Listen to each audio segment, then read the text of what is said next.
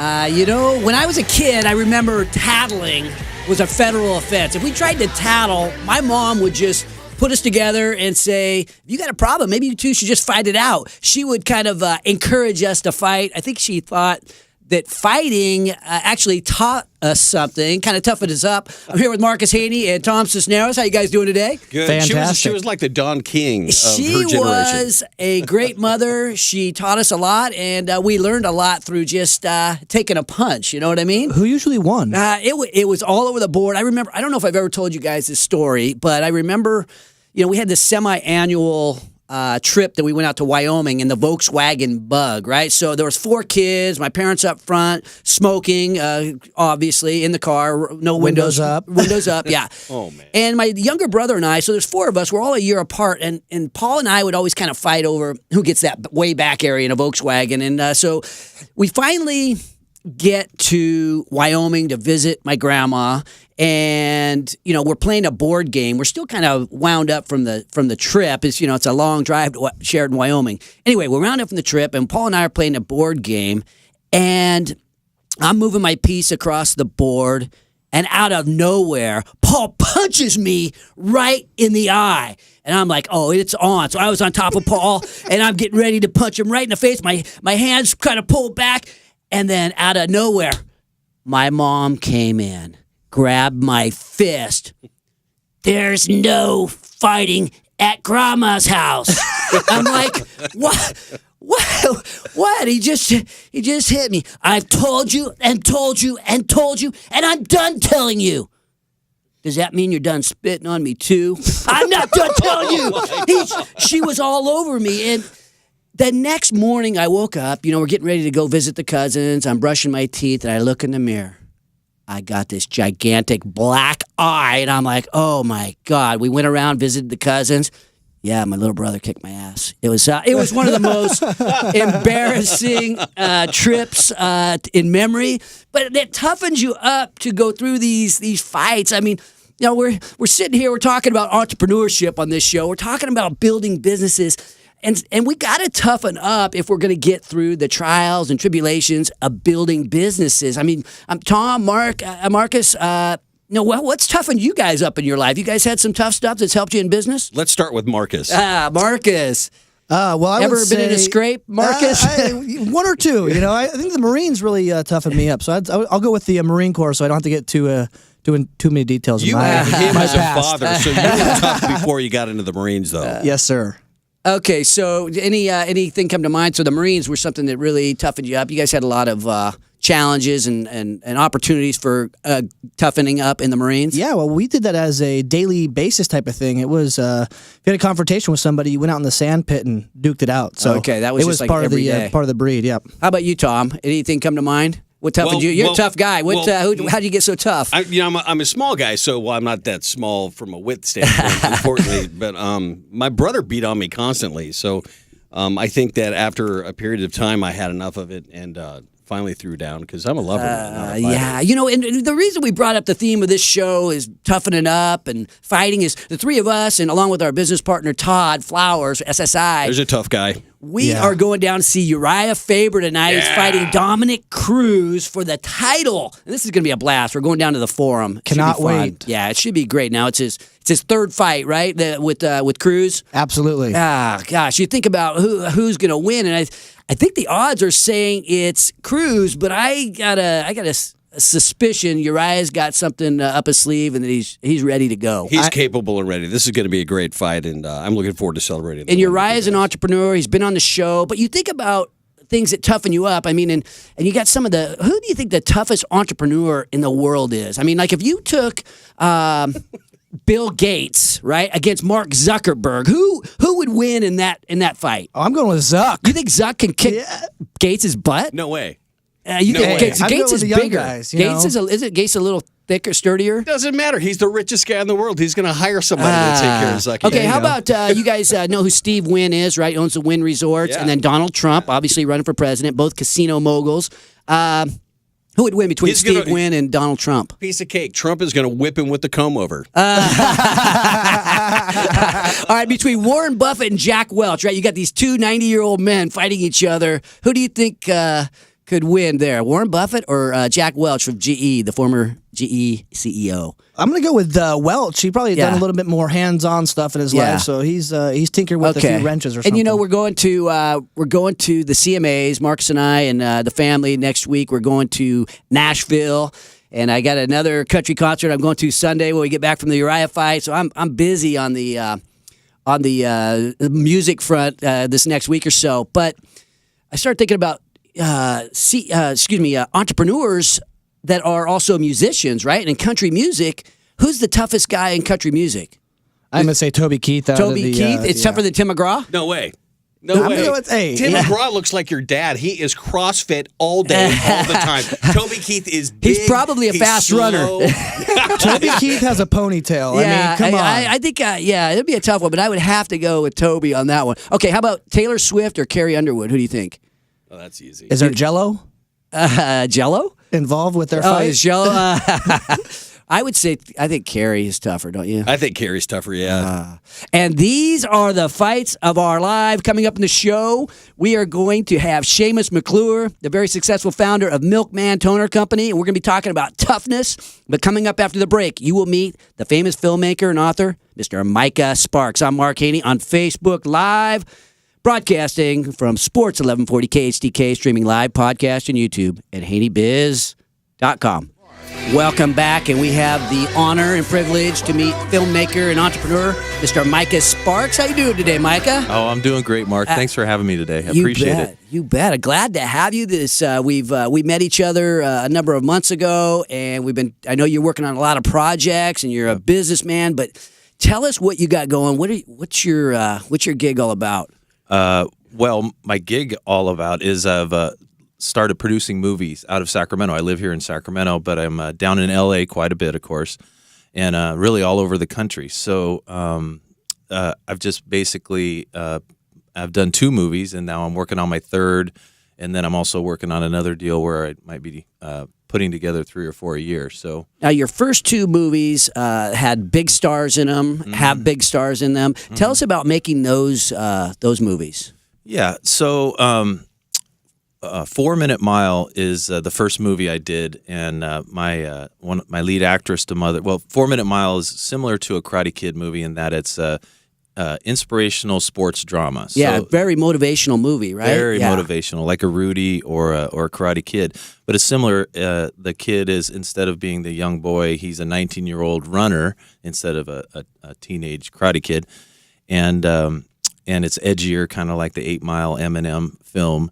And but it is the coach and the runner, leaning on each other to solve their personal demons and kind of reach farther than they could have reached by themselves. So we put that together. I have a partner, Howard Bird, who we decided we wanted to make a movie, and this was our first foray into it. We actually started with a horror film, which I think every producer kind of starts with because they're inexpensive, but I really don't want to produce horror. But then in all of that, we started reading scripts from, calling people, hey, you got a script. And then we read 4 Minute Mile, and it just really spoke to kind of what we were going through. We're a couple of young guys to the industry anyways. And we attached to the script and ended up optioning the script. And then he and I kind of went around raising money from friends, family, and investors, and got enough together to, I think it ended up a $6 million budget in the end. Yeah, we had Kim Basinger. Which is motivational too. Yeah. And I got a kiss and a hug. That'll way to go. That was in the contract. So then you jumped on to, you did Criminal Activities with John Travolta as well. Yeah, that was the second one. Then we produced Criminal Activities, and that had Dan Stevens, who's in Downtown Abbey. It had Michael Pitt, who's Boardwalk Empire, had Rob Brown, who was in Finding Forrester, and then Chris Abbott, who is in Girls, which was kind of a cable show. But those 4 up-and-coming guys are kind of the ones that everybody's looking at. But so we had John, and then those 4, and that was a crime, what's called a crime drama genre, and which is actually appealing worldwide. And you learn as you go along these things. It's a crime drama. So it's 4 guys kidnap another guy to pay off a debt to a loan shark. The loan shark is John, and things go awry, of course, as they're holding the guy. So it's a fun ride. That's out on. You can buy it on demand on Comcast, Direct, all those, and I think it just showed up on Cinemax, I heard. So look for it, Criminal Activities with John Travolta. Nice. Now, Howard Bird is your partner on these films? Is that right? Some of them. Some of them, okay. Yeah. It's producing's a weird animal, in especially independent producing, because you make alliances, and we have an investment partner that we are linked through, that we continue to do movies through, and we're working on one through that group, but we're also doing independent films independently. So he's done one without me, and then I'm doing one right now that I don't think he's going to be involved in. And then and then he asked me for the last one if I wanted to be involved in, but the other guy involved in it, I didn't want to. Yeah. You got to have the right. You want to be, especially when you're talking about doing something, a project like this. There's a lot of ups and downs. You got to be a team. A team, yeah. And some people, it's just life is too short. So that's why I told Howard. I said my life is too short to deal with this guy. So he can do it. He's got he's always got a smile on his face. But I didn't want to do it. So now, how is the movie business different than traditional business? Well, the L.A. movie business is, they always – here, I'll tell you a joke. Here's a typical two people are sitting in the Four Seasons bar in Beverly Hills, an agent and his client. And the agent is going on and on and on and on, and his client says, I got to stop you. You're lying. You're lying to my face right now. And the agent looks at him. He goes, I know, but hear me out. Okay, that is kind of like you can only. That's part of the thing is you just got to tell people, or it happens. People got to tell people what they want to hear in order to advance the ball. Yeah, and even more so, or maybe I'm not as aware in other businesses. Everybody's really out for themselves in LA. I mean, if you're at the top of your game, you have to protect the people, of course, that you're working with. But and you just have to keep in mind that everybody's view of how they want things to go benefits them, and it may not align. So the big thing that I do in all my partnerships with Howard and with the other partners I'm getting involved with is we align our goals so we all are trying to reach to the same point. So whatever that might be. So it's kind of complicated, but if it benefits us to take the movie this way, we both have the same benefit. Because then you don't worry about your back, because if their interests are aligned with your interests 100%, then you know that they're trying to get their interests served, which also serves you. So I'm really big into aligning the interests. Aligning interests here. That is a similarity to what happens in, I think, our small businesses as well, Micah. When we come back, I want to share a little bit more about your story. We talked a little bit about creativity on Facebook Live. But we're going to dive deeper into that and what's really shaped your philosophy as an author and as a filmmaker. This is Entrepreneurs Unlimited on Facebook Live, streaming live, broadcast, and YouTube at HaneyBiz.com. Welcome back. We are here with filmmaker and entrepreneur Micah Sparks, and we were talking on Facebook Live during the break and sharing a little bit more about the personal side of Micah. Now, Micah, you had some tragedy in your life, and how has that tragedy shaped your perspective? When I was in my early 20s, the tragedy you're talking about, of course, is my mother got in a horseback riding accident and died, when I was just out of college. And, I had never even been to a funeral up until that point in my life. And she was kind of the hub of the wheel of our family. And when that was kind of taken away from our family, we were kind of left devastated and had to learn to support each other and rely on each other. So it was a dramatic thing that happened. Then about a couple years later, my sister gets a brain tumor.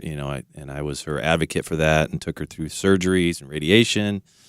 And then as soon as she got clear, about a year and a half later, then my dad ended up in a head-on collision out of Reno, and he died on the side of the road. He calls me. He called me just before he died and left a message on my voicemail. And then died on the way in the ambulance to the hospital in Reno there. And that knocked us back another step. And then about a year later, my sister's brain tumor came back, and she was younger than me. And she ended up dying. So within a very, very short spate of time, basically everybody but my brother, who's Nicholas Sparks, the writer, and I had everybody that were close to us just pass away in dramatic fashion. So it made me reassess life and value and what's important, of course. And that sounds kind of like trite and simple, but I don't sweat the little things much at all. And I don't take business. If business deals go bad, it's difficult and that's part of life. But the reality is the people around you that you love and the relationships you have, and it also brought me closer to my Christian faith, which is in my early 20s I was kind of up in the air whether or not it was for me, but I realized that you got to stand for something or you'll fall for anything, and that's kind of what I went into. Well, now you were the oldest. Nicholas was the middle child, and then I'm sure that had a bonding effect and a strengthening of that relationship. I know you guys took a trip together. Yeah. We were always close. We're only a year apart. I'm Nick's older brother by a year. Bella Vista guys, by the way. Whoop, whoop, go Broncos. That's right. And it did have an effect because the way we related, at least a lot was through my mother, because, he was going to school back east. And what it did is force us to really work on becoming good brothers together. And we take pragmatic steps to spend 2 to 3 events a year together. Like we do a fitness camp every year for a month. We'll do a gambling junket to Las Vegas for a week. Oh, that sounds fun. Yeah, and then we'll do something else, and then we make sure we call each other once a week, and we just take the extra effort that we didn't take before. So made us value each other and try a little harder for sure. Now, Nicholas obviously is a famous writer, the Notebook and several other big name books that have become movies. 2 very creative guys, very successful brothers. Mm-hmm. Did you guys ever fight as kids? You're only a year apart. We did fight, and I was older and stronger, and I could always devastate him, but and still can to this day. He'd probably say no, but he's a black belt. He's actually a tough guy. Oh, shoot. And strong as an ox, man. He's built like bull. Just like Tom. Yeah. We fought until there was an epiphany in my life where I decided I'm either against my brother or with my brother. It was very early on. I was 12. He was 11. We just had a major fist fight in the house, and he went running, and running being that's how he blew off steam. And then I screamed after him, get the bleep out of here, rah rah rah. And my dad came out and.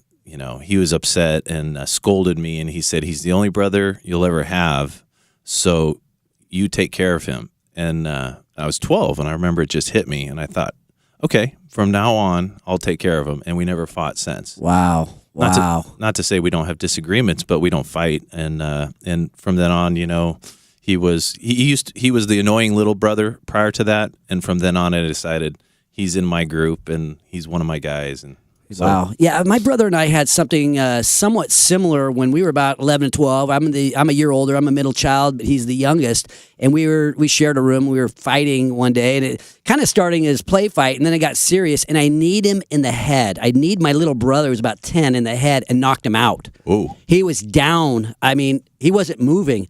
I thought I killed him, and I swore to myself, I will never fight my brother again, which is also smart because he became a pretty good wrestler and can kick the crap out of me, no problem now. But in a similar situation, it's like, hey, you know what? Yeah. You love somebody. Why would you? Yeah. You start getting 11, 12, 13, you could hurt somebody. Oh, yeah. And that was my epiphany, and I stuck to it since then. And, from then on, I bring him into my group of friends, and, we've always had each other's back, which is a good thing. Yeah. And then all the death of the rest of the family just even forced us closer together, Yeah. So. I was one of the theme of the show is really what toughens you up, and beyond the family tragedy, are there things that have happened in your life that have really kind of toughened you up and made you who you are today?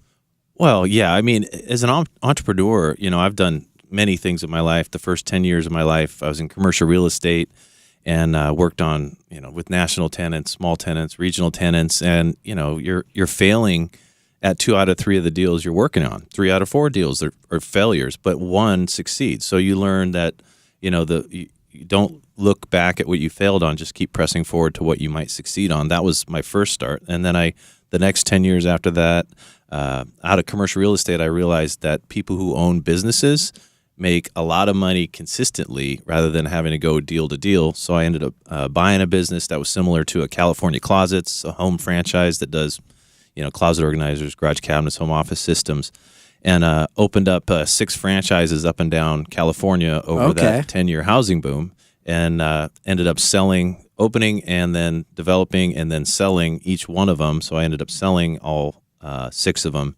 Oh, that sounds like a success story there. Oh, yeah, 100%. Big time. That was a great run. And then the housing boom ended, of course. And I had one left by that time and sold it even for a profit from what I started it for.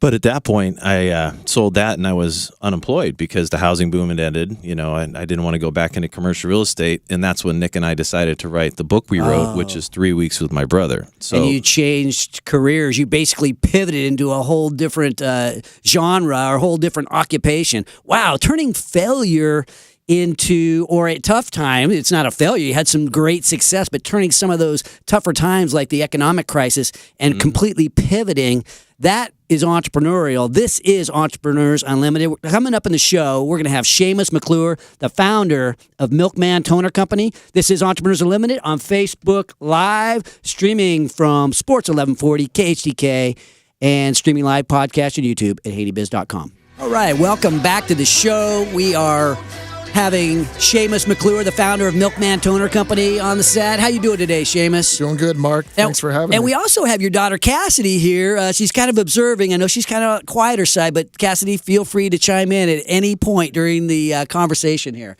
We're talking about entrepreneurship. Give us an overview of the Milkman Toner Company and all the businesses that you've got going. Yeah, so we're a Northern California-based business-to-business service and support company that takes care of printers, copiers, scanners, and fax machines, primarily all business. All business, all the office equipment that keeps keeps somebody's business afloat. You can't get by these days without with all that stuff. Exactly. We're in the toner business. Yes, we sell equipment and lease equipment, but what we're really after is to be that support company that you think of when you need toner. Yeah. Every business needs to have these. You can't always go over to Kinko's. Once you get to a certain size, you got to have, you've got to have that partner alongside you. And now, just thinking about your business, the technology has changed so much over the years, right? Where back in the fax machine days to now, it's printers and copiers. Are copiers used less today? Printers primarily used more today. People still use copiers, but they're using them to scan. Faxing's it's almost obsolete. People aren't faxing so much anymore. But scanning's a big deal. Printing's a big deal. The equipment's gotten cheaper. It's gotten a lot better. And it's just a fun business to spoil customers and take care of your employees. That's awesome. And now your son graduated from Lincoln High School last night. Yes. Is that right? And is he part of the business too? He does work, part-time in the business, anywhere from sweeping floors to delivering toner. How is he at the business? Is he? I got a kid in the business too. How's that working out?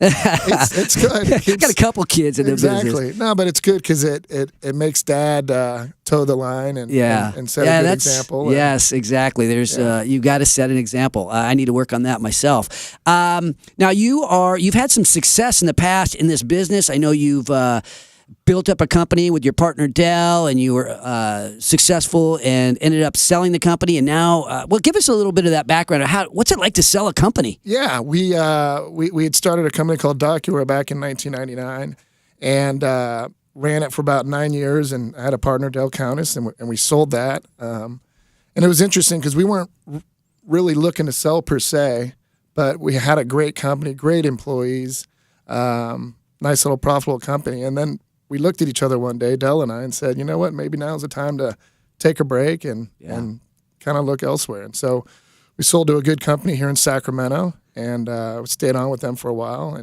which we appreciated. And then in 2013 started Milkman Toner Company. Now you, when you have that kind of success and a liquidity event such as that, it works out pretty well for the family. Now you also started a leasing company where you're funding your own deals now, right? Exactly. How is that? Exactly. That's risky, but I guess it's good for business. It's good for business. It keeps it all in house. It makes it easy for the customer. It you sort of are paying it forward because you're funding deals instead of using a GE Capital or a Wells Fargo to do it, and it just gives the customers great flexibility, and it's a lot of fun to build up a little portfolio of that. Yeah. Now you and Dell were partners. What kind of partner was Dell?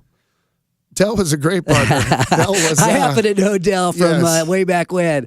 Yeah, Dell. I was 27. I think Dell was about 39 when we started it. I was kind of let's just go do it. We don't need any rules and get out there. And Dell was a more conservative, well, settle down there, son. And we were a great balance for each other. Plus, our wives really helped out big time. Nice. Yeah. Now, any advice to other entrepreneurs out there when you're choosing a business partner? I mean, how do you choose the right guy or right girl?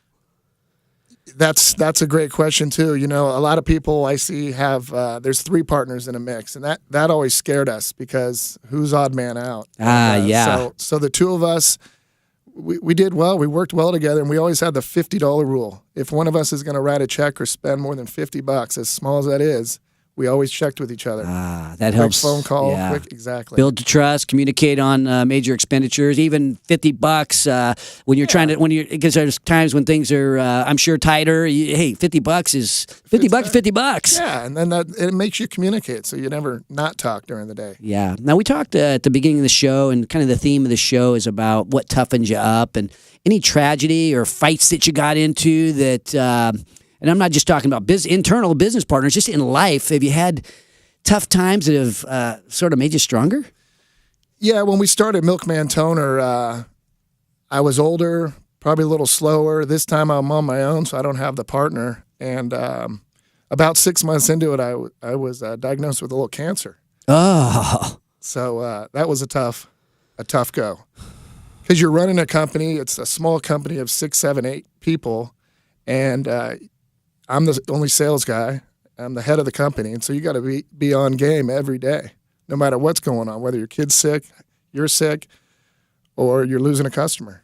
Yeah, and now I'm just thinking that I didn't know about that, and do you mind sharing where you're at today or what kind of cancer it was? Yeah, it was a thyroid cancer, and they tell you it's the good cancer, which is nice, but they take your thyroid out, and then you do 90-day checkups and you stay on it, and but it really makes you take a look at life in a different perspective. Yeah. And, who was most supportive during that difficult time? You know, everybody, the whole family and friends and customers and everybody. I try to keep it on the down low, because I don't want to play the sympathy thing with everybody, but man, it really energized me for moving forward that if I can get through something like this, I can do anything with business. Yeah. And it really did strengthen you up. And it's behind me now. It's 2 years past since I had the surgery and all that. And the scans look great. And we just keep plugging forward. Yeah. You talked about perspective and family and your friends and the community and your customers. Now, you guys do a lot of stuff for the community. You do things for Lincoln High School. I know you're an Allegiant Giving partner. Where does that come from? My theory, even with customers and businesses, I really believe in paying it forward. Spoil the customer, take care of them. Maybe you're going to lose a few bucks on a customer, but you're going to get 10 customers in reverse from that because they're going to refer you, et cetera. And in the community, we're lucky to live where we live. We got great kids, great schools. A lot of these schools, football programs, cheerleading, they need financial support, and we try to do everything possible to facilitate that. Now you guys really involved in Lincoln High School and helping the programs out over there. What are you doing for Lincoln? What have you done? For Lincoln High School, we had some great events where when my son got into the program, they just were lacking good equipment. Yeah. From cameras to football pitching machines to sleds, just all the basics that some of the other schools in the region that have more money and more support had. And so our kids at Lincoln were at a little bit of a disadvantage. So we all kind of rallied families together and had some fundraisers, and it's amazing what you can do with a lot of people, some good food, and some good drinks. Yeah, no doubt. And just thinking about the team, the community coming together, like you say, and investing into, I think, the future leaders of our community and how we have a great community in the future. You're right. I agree 100%. I grew up in this town, and this is a great place to live. Well, what about our kids and our grandkids? I mean, it starts with the young people. It does. And these high school kids are so great, and they look at you. They look at all us parents and business owners and community members at what they're going to do in life. So they take a little taste of everybody so that they can kind of formulate what their game plan is going forward. Let's talk about the future of your organization, your company. Where do you see Milkman and the leasing company in the future? Well, my main goal is I want to stay a small business, and we want to keep it, 15 type number of employees so that we don't get too large. I still love to sell, so I'm still out there selling copiers and printers. Yeah. I really enjoy that big time. Even the smallest deal I enjoy getting, a large deal I enjoy getting. So, but I enjoy staying active in the business. I love going and seeing customers, spoiling them, having a good time, and I want to do this for a long time. Yeah, you're very humble. You're very much a people person, and I really appreciate you coming on the show today, Seamus. I appreciate you bringing Cassidy along with you. Cassidy, you were very quiet now, but we do appreciate you coming down to the show as well. And we talked about UFC on Facebook Live, and we're going down. I've got a huge week. Marcus, Tom, Todd, and I are going down to see Uriah fight, and then I'm going to see Lee Bryce and Paso Robles with some new friends. And then Marcus, me, and the family are going to Nashville for the CMAs. Stacy's going to check another thing off the list. So I've got a busy week ahead of me. And so next week on the show, Clint and Marcus have been kind enough to put together a best of. It'll be the best of Mark Haney. You want Mark Haney? You will see a little bit more of that in the coming week. And it's going to be a compilation of some of the different things that we've done on the show. So tune in next week. And I also want to take a minute to thank Andrew Moore, our friend over at Knee Deep Brewery. This Saturday, he is Saturday the 11th is going to have an anniversary party for his company. It's from 3 to 8, and the proceeds are going to the nonprofit Courage Worldwide, and there'll be food trucks out there. There will be music, all kinds of stuff. And my understanding is that there will be no animals allowed, which I think could be. That means there's a few people, I think, in the room that probably, Marcus, you can't come to that. I'm sorry. No animals allowed. So anyway, I want to thank you for coming on the show, but I also want to take a minute to thank the man that saved boxing. And change sports forever. Float like a butterfly, sting like a bee. The legendary Muhammad Ali died last night at the age of 74. And Ali, that's kind of a my generation kind of thing. Ali was one of the best athletes and showmen that ever graced the ring. I mean, I remember, Marcus, you probably remember this too. We were sitting in row 6 in Atlanta, the 1996 Olympics, and Muhammad Ali walks down with the torch, and we were sitting probably 10 feet away from him, and he was shaking, and I just remember that the whole world at that time kind of discovered the effects of Parkinson's disease, and I think although Muhammad was controversial, he will always be remembered. I have wrestled with an alligator. I done tussled with a whale. I done handcuffed lightning, throw thunder in jail. That's bad. Only last week, I murdered a rock, injured a stone, hospitalized a brick. I'm so mean, I make medicine sick. Man, dude. This is Entrepreneurs Unlimited on Facebook Live, broadcasting from Sports 1140 KHDK, streaming live, podcast, and YouTube on HeyBiz.com. All right, welcome back. And, today's show kind of few takeaways, just thinking about where our fight comes from, where our inner toughness actually is built. And, it's built through tough times. I think tough times so many times strengthen us. But isn't our job as a quarterback, as the business leader, as the entrepreneur, isn't our job kind of to rally the team to fight together?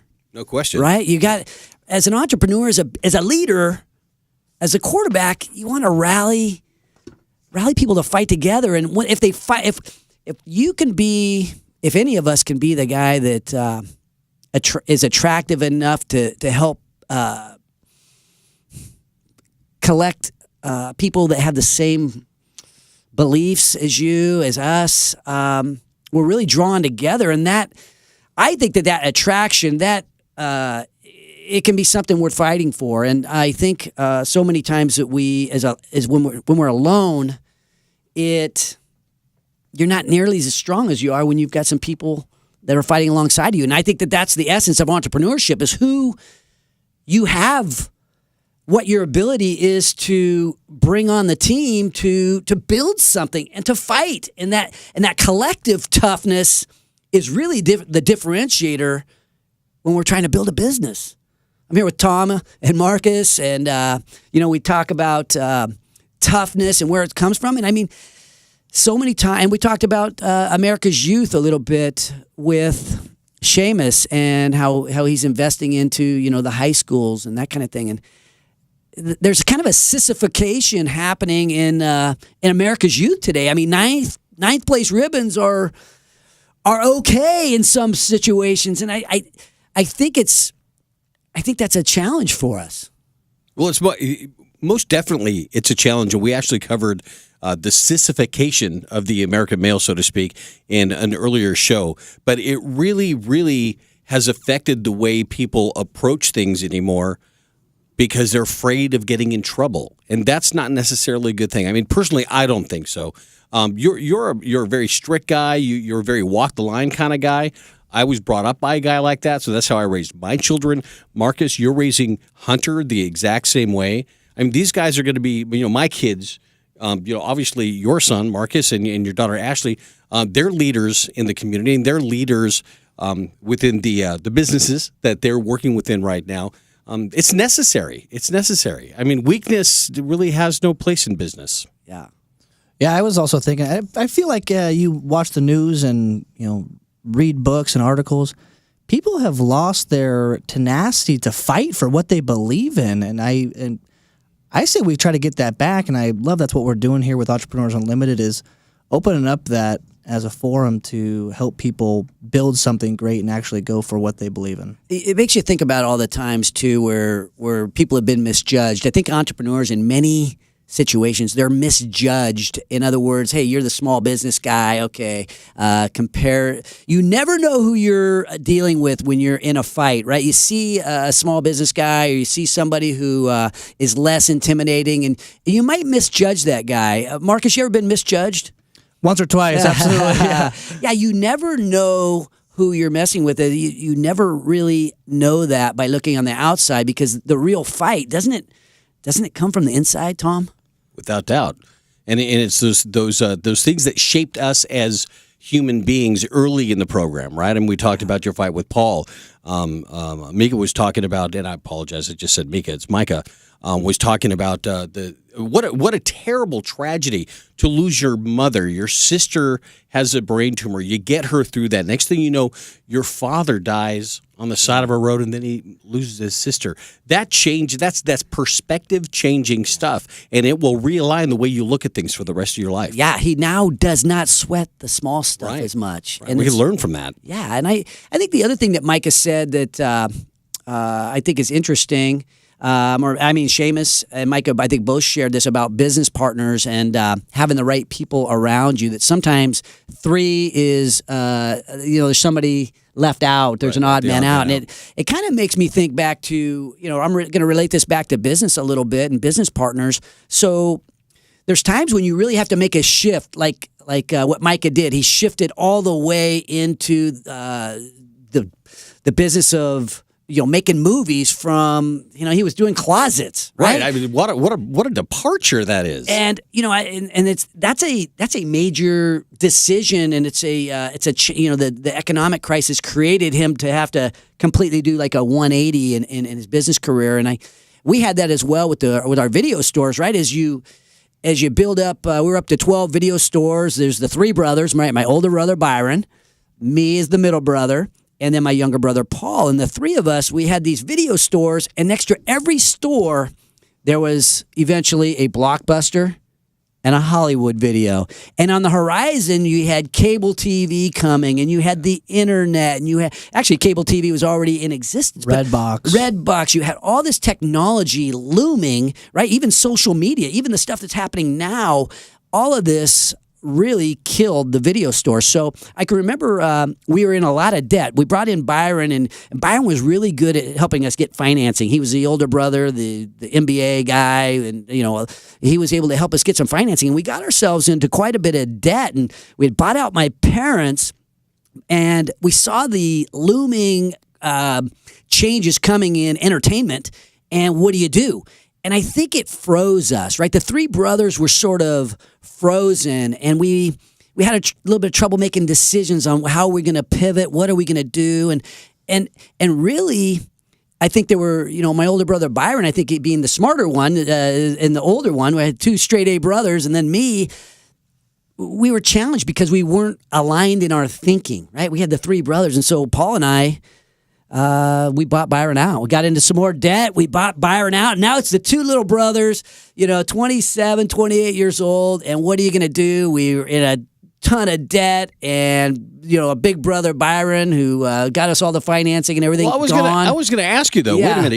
You launched the smart one? Paul was actually a smart one, too. I still had one smart guy left, luckily. So it was me and Paul. And, Byron gone. But Paul and I were willing to fight together alongside one another. We had all of a sudden the hesitation and the what are we going to do, and oh no, Blockbuster's going to beat us up, and all that went away. It was like, what are we going to do? And we sort of I learned some lessons during that time. It's like, if you want to go into business with somebody, have a real fighter alongside you. A guy like Paul that is willing to roll up his sleeves, fight alongside you. He knows everything about you, and he still loves you. Have a guy like Paul next to you, a real fighter. I was fortunate enough to have that. And that, my friends, was probably the biggest decision of my life in business, is helping Paul to buy Byron out, and the two of us doing it together, side by side, as one. And I think that was a huge lesson. I think the second lesson is if you stumble, sometimes you just got to laugh and break into a jog. Because, in the video industry, we didn't know what we were going to do, right? So you have Blockbuster, Hollywood, cable, the internet. It's all looming down on us. And we decided to loan this guy some money, and a lot of money for us. We drew down on some lines of credit. We loaned a guy some money. He couldn't pay us back, ends up filing bankruptcy. And so all of a sudden, we are, instead of getting paid back our money, we get this little company that he has. And we took a hold of that, and we smiled. And we said, this was a hardware company. And they sold a little bit of security cameras, but mainly pro video stuff. Big customers are the Army Depot and McClellan and KCRA. It's videotapes, hardware. Anyway, we took a stumble. The guy couldn't pay us back, and we got his company. And then the Army Depot closed, right? McClellan closed. KCRA quit buying blank tape, right? That's no longer anything. And we pivoted into security cameras, wouldn't you know? And so we hired our closest friends, Paul's buddies from high school, my buddies from high school, Todd Flowers, my brother-in-law, a bunch of other buddies. And we picked up the telephone, and we started becoming security camera salesmen. We almost did what Micah did when we completely pivoted from video stores. We gradually wound down our video stores. We squeezed every bit of profit out of those video stores, wound them down nice and gracefully, and we focused on building our security business. And I really think that the next lesson I learned is really that some battles are really unwinnable, right? There was no way to win the battle. Mike could have win the closet battle during the 2008 financial crisis. There was no way to win the video store battle. It was unwinnable for an independent video store. Even Blockbuster and Hollywood are no longer around today. Sometimes you do have to pivot, and you gotta go ahead and say, I'm gonna lose that battle, but I'm gonna win the war. I'm going to win the war. Paul and I built the security camera company with our buddies, and we didn't change our goals in life. We just pivoted to something else, and we made an effort to win the war. So I would just sum it up by just saying that this is a quote that I remember from a long time ago. Mr. Mark Twain said this: "It's not the size of the dog in the fight that matters most. It's the size of the fight in the dog." And that's the beauty of entrepreneurship. Let's win the battle. Let's get our friends together. Let's team up and let's go. Let's beat the demons that are inside of ourselves. Let's beat the doubts. Beat the reasons why it shouldn't work. Figure out the reasons why it can work. And let's fight to win. Never above you. Never below you. Always by your side.